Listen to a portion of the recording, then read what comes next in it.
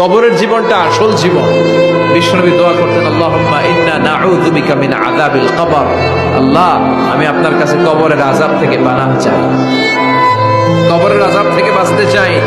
এই কবরের মধ্যে অনেক ফিতনা হবে, অনেক সুয়াল হবে। কবরে প্রশ্ন আছে না নাই? কথা বলেন। প্রথম প্রশ্ন জিজ্ঞেস করা হবে, মার রব্বুক, তোমার রব কে? বলেন, আমাদের রব কে? ওয়া মা দীনুক, তোমার ধর্ম কি? বিষ্ণুবীর চেহারা দেখিয়ে বলা হবে, তাআরিফু মান হাযার রাজুল, এই লোকটারে চিনো? আমরা কি বলবো?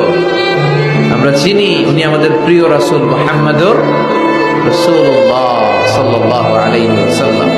এরপরে জিজ্ঞেস করা হবে, এগুলো কোত্থেকে শিখলা? আমরা বলবো, কোরআন থেকে।